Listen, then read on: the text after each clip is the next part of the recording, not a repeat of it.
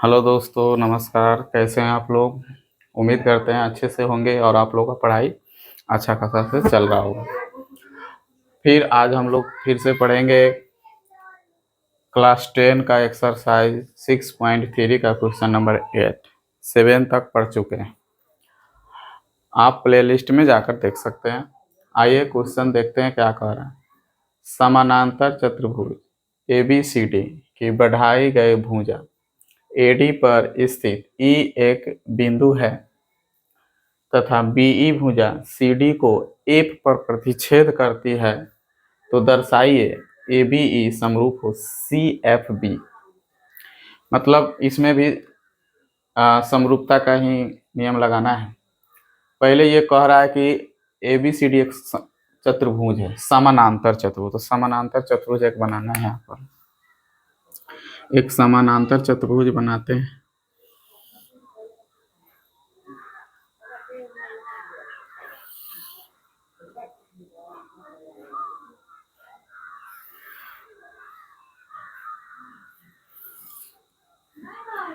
ये एक समानांतर चतुर्भुज हो गया ABCD।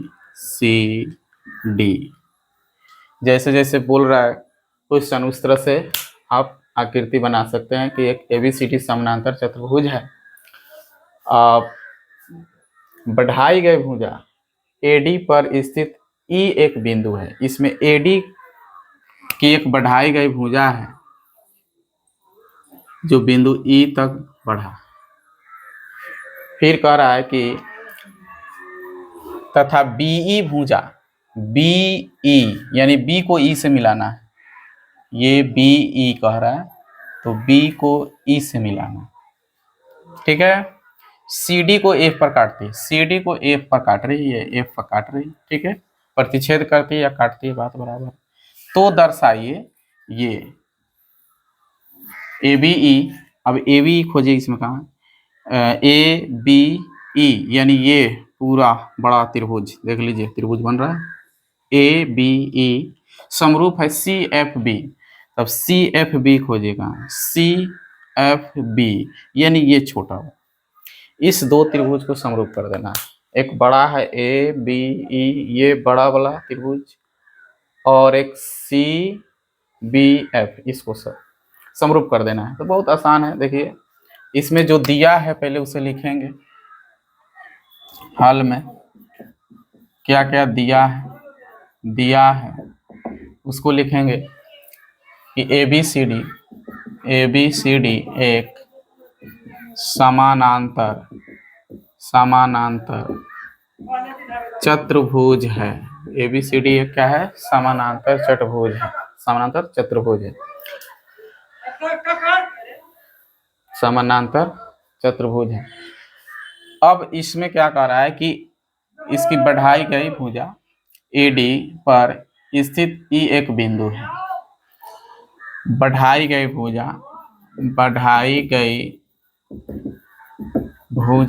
AD पर E एक बिंदु, E एक बिंदु जो क्वेश्चन में है वही लिख देना। तथा BE भुजा CD को F पर प्रतिच्छेद करती। बस ये आपको क्वेश्चन से ही लिख लेना है। क्वेश्चन से ही ये इतना दिया हुआ है, लिख लेना है आपको। इसी के अनुसार ये डायग्राम बनेगा, और ये डायग्राम आपके एग्जाम में नहीं दिया रहेगा, आपको खुद क्वेश्चन से बनाना पड़ेगा। ठीक है। जिस तरह से ये बोला है उस तरह से खींच देना है। फिर इसमें तो सिद्ध करना है, तो लिखेंगे तो सिद्ध कीजिए त्रिभुज ABE समरूप है त्रिभुज CFB। ये आपको सिद्ध करके लाना है, इसको सिद्ध करके लाना है। तो इसको सिद्ध करके लाना है। देखिए अब इसमें पकड़िए इस त्रिभुज में। इस त्रिभुज कहाँ है? ABE ये गांव है, देख लीजिए। इसमें हाला हुला थोड़ा होता ही रहेगा। अगल बगल में से लोग चिल्लाते हैं ज़्यादा, शाम के समय इसको लेकर के आप उस पर ध्यान नहीं दीजिए, बस इस पर ध्यान दीजिएगा। गांव का तो मैटर जानते हैं, चिल्लाते रहते हैं लोग बिना काम के। यहाँ A B E line cut गया, चलिए फिर भी दिख रहा होगा, मैं थोड़ा कोशिश कीजिए इसको मैनेज करने की। ए बी ई और सी डी अब लेंगे, यहाँ पर लिखेंगे प्रमाण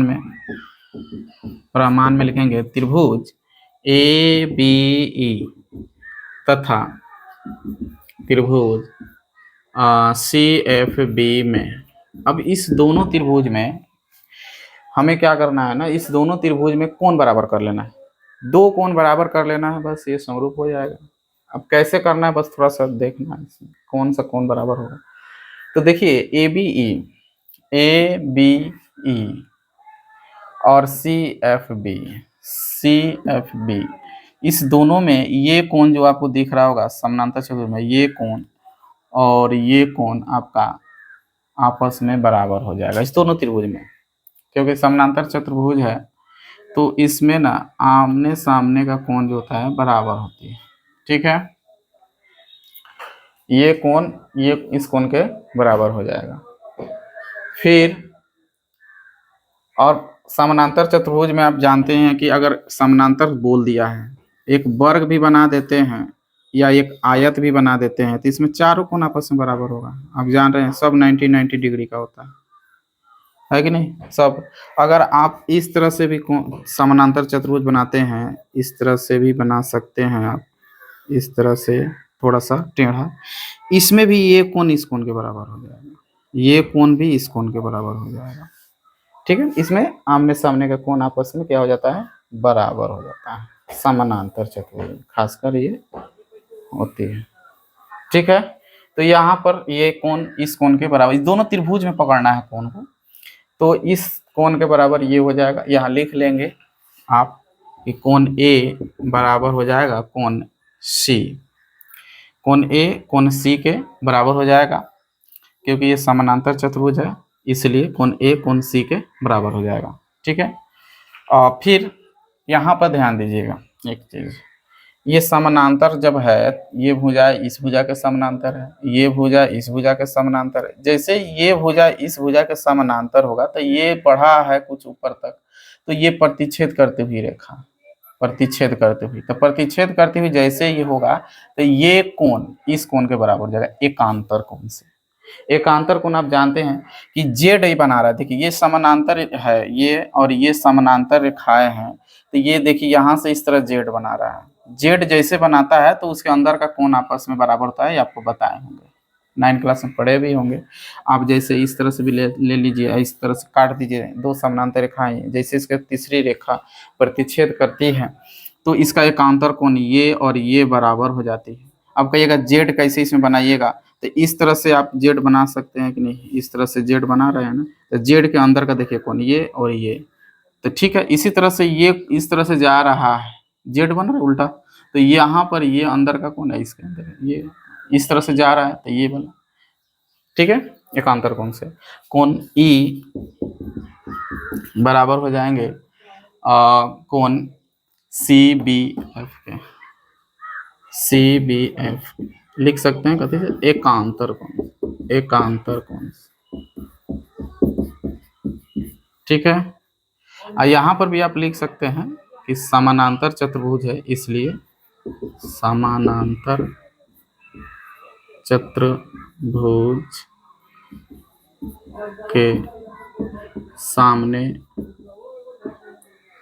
समानांतर चतुर्भुज में सामने का कोण बराबर, आमने सामने का कोण समान होता है, बस ये लिख सकते हैं समान होता है। अब दो कोण दोनों त्रिभुज में हो गया बराबर, तो अतः हम लिख सकते हैं कि त्रिभुज आपका ए बी ई समरूप हो जाएगा सी, त्रिभुज सी एफ बी के क्या एंगल समरूपता से। ये हो गया कैसे, बस कुछ नहीं है, बस क्वेश्चन पढ़ना है और उससे डायग्राम बना लें। डायग्राम जैसे बनेगा आपको दिख जाएगा कि क्या बराबर है नहीं बराबर। थोड़ा सा आपको ये याद रखना है कि समानांतर चतुर्भुज में कोण आपस में उसके आमने सामने का कोण बराबर हो जाती है, ठीक है। और एकांतर तो पकड़ ही लिए। Thank you.